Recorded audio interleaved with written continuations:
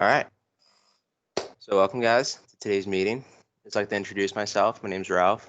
I'm a senior here at Florida Poly, a major in computer science, the vice president of our club, and I am the captain of our CTF team as well.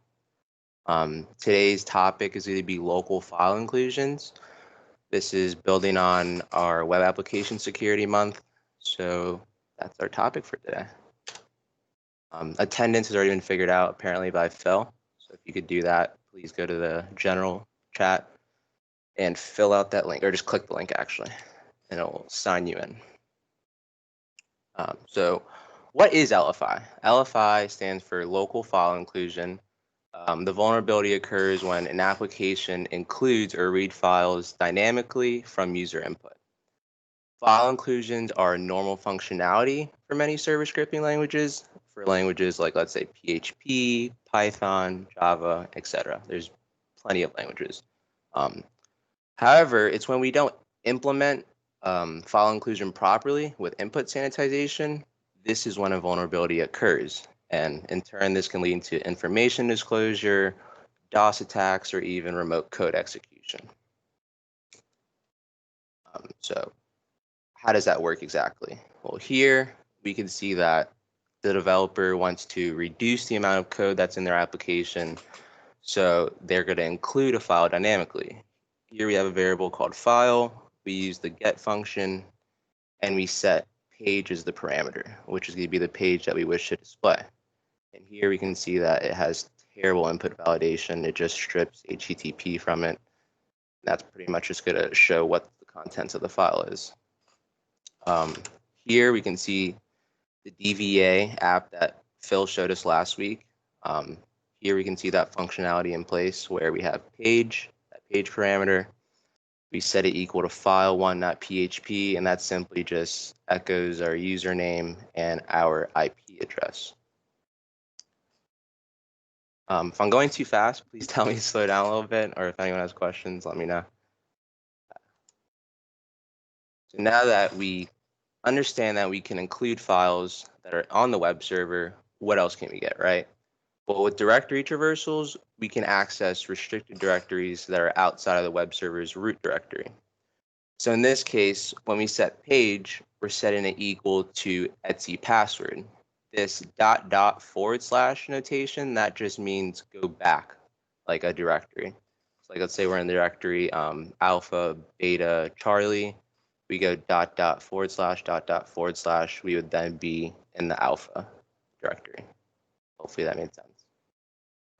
So along with etc password, what other files can we get, right? Can we get maybe the source code for the index.php? Can we get log files? Can we get SSH keys? Who knows? It just depends on the machine and what we need, but this isn't just limited to only files on the web server. Okay. So now that we can access both files in the web server's root and we can access files outside of it, what else can we do? Well, we can do something called Apache log poisoning, where, as you can see here, this is a picture of the Apache log where it records our IP, it's going to record the date, it records our request. You can see it says get, and then we do page. Ironically, this is the var log Apache file, and then it includes our user agent right here. Below, you can see that if we replace what is in the parentheses here, this Linux, our operating system, we can actually include PHP code that can get executed by the server. So right now, what I'm going to do is do a demo of that functionality to show you guys what we just learned. And then after that, what I'm going to do is leave you guys on your own to solve a room that is in the meeting notes. But let me open up my machine.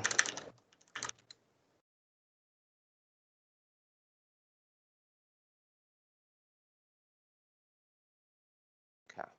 So here we have our web server, and we found the page that's probably vulnerable to local file inclusion. We set our page equal to, let's just say index.html. Oh, I'm so sorry. Thank you. Right. I forgot about that. So sorry. I could probably just share my screen.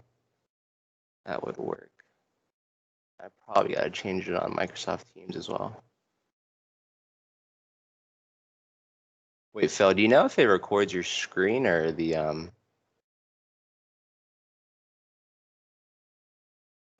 okay. Screen. It would be this one. Yeah, that's fine. I have everything on this monitor either way. Okay, so now we can see page index.html. This actually doesn't work.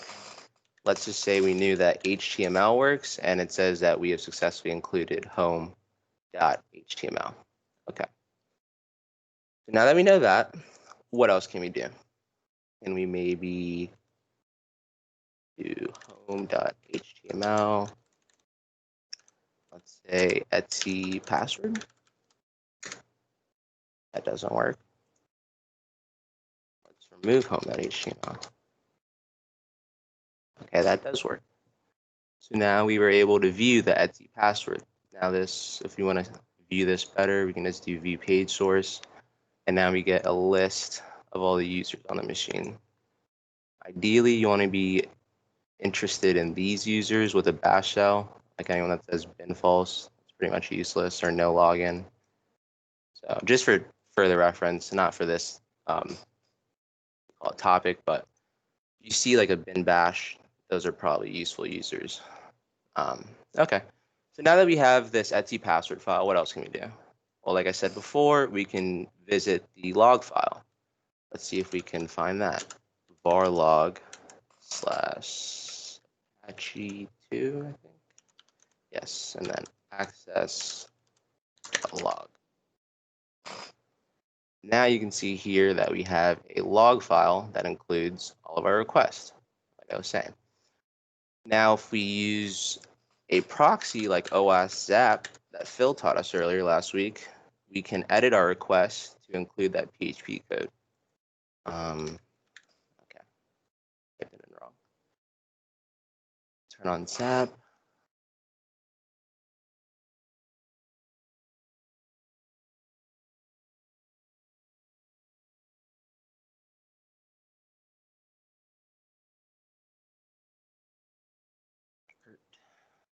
All right. Now let me just make a request again.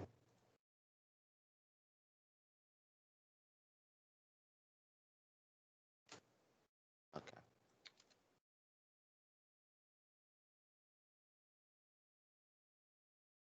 I forgot to turn on my proxy. Make sure to do that. And now we see our request was made. We right click it and we open / resend with the request editor. Now here you can see our request and you can see our user agent. So right here, what's in parentheses, we want to delete that and we want to replace it with PHP code.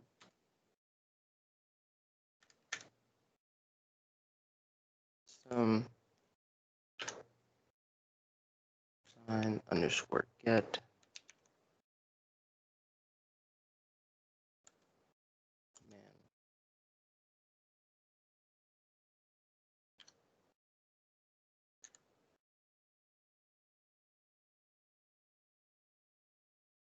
I just want to make sure I write that because if you don't get this right, what ends up happening is you're gonna mess up this log file and it's gonna become unreadable. I just want to make sure I get that right real quick. All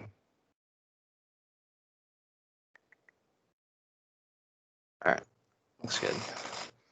So now if we send this request, it says 200 OK. We view the page source. Uh-oh. What just happened?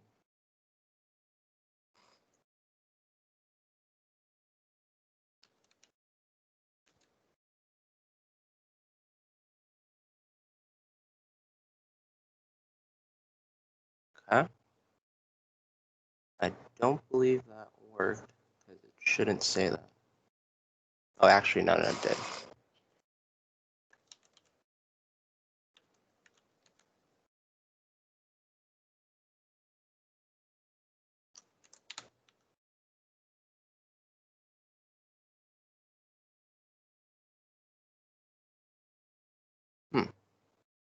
Let me resend it.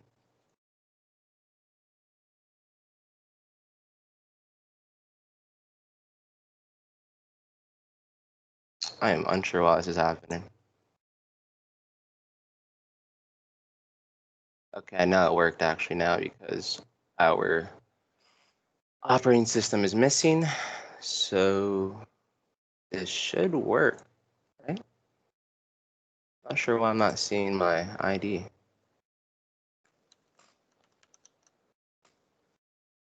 Let me try LS.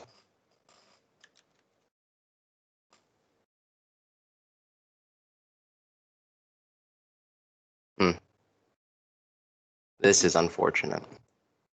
Give me one moment.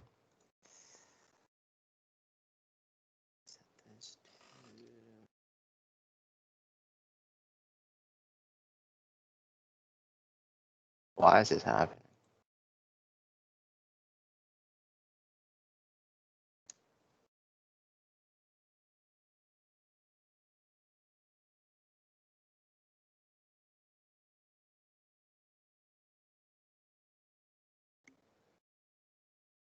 Oh, I actually think I know what the problem is. My fault. Might have been it.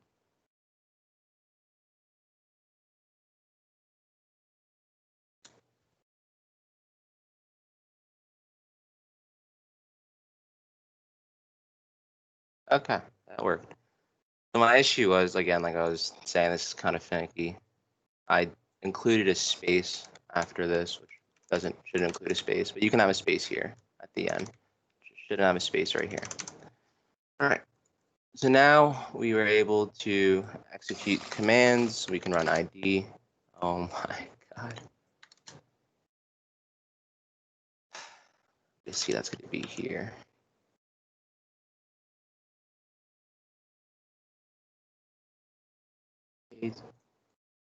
Page source. And we can see our commands getting executed. All right. Now we ran ID, we ran LS. Let me delete some of these. Too many tabs.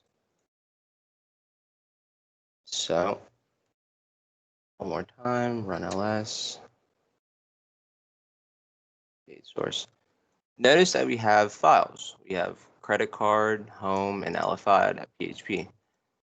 Credit card seems pretty interesting. So let's see if we can maybe read credit card. Command for that would be cat credit card. Now if we go to view page source, we have a credit card number. So that's honestly pretty much it for our demo. Just want to show you that functionality of we see the local file inclusion, right? Now after that, let's just say we knew it's a Linux machine. So we're going to go to, or we did our enumeration. We found an Apache server. We know Apache's on the machine. So we go to var log Apache 2 access log. We see it's accessible to us. So now we try to poison the log. We inject PHP code. Now we get code execution. And from there, that is the end of our presentation. With that, I would like you guys to go to our meeting notes, I believe, to go to try hack me and actually try this for yourself. Hello?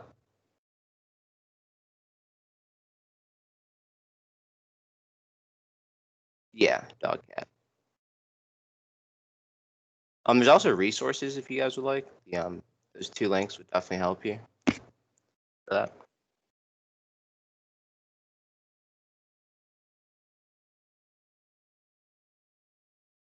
Yep. I will give you guys a hint though. I'll just do it myself when I go to Dogcat. Um,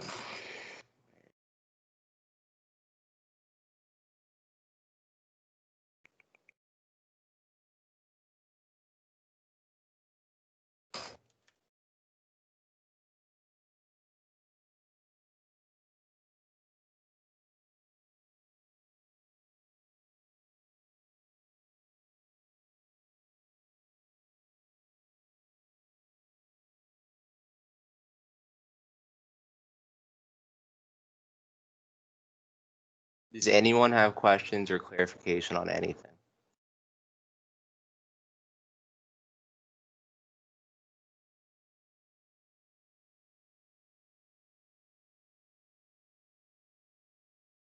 I mean, ultimately, like the root of it is dynamically including files with user input.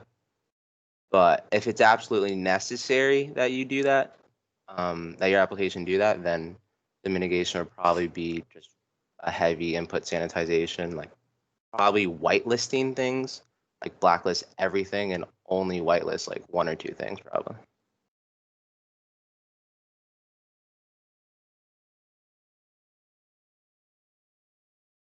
Right, like hard coded almost.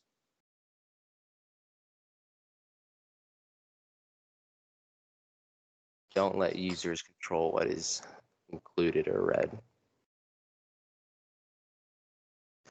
Tryhackme.com. Yeah. /stream/document.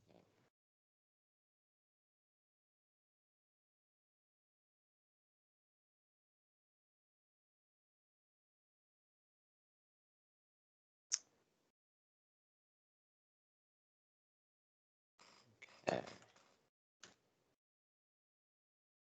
So we get to dogs. Nice.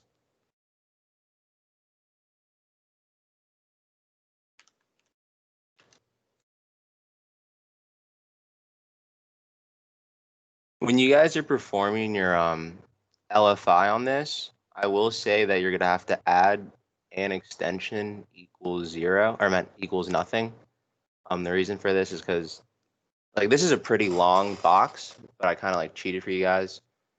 You're gonna read the source code eventually, and then you're gonna notice that this variable is required, and we can just like traverse directories anywhere we want at c/password. That didn't work. How did it work? I have to go back a few more. Okay, that worked. So yeah, I will leave you guys with that. That is gonna help. Put that in meeting notes.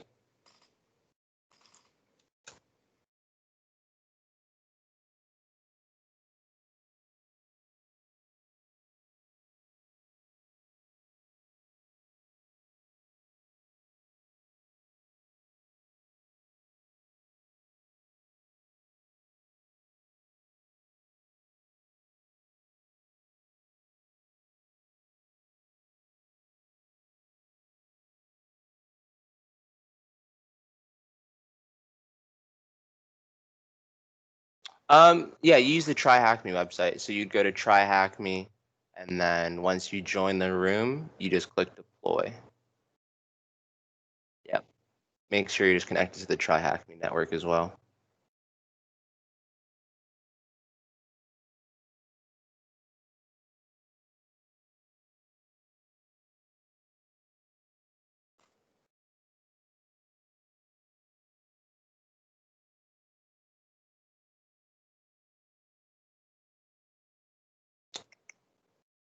Probably stop recording on Teams.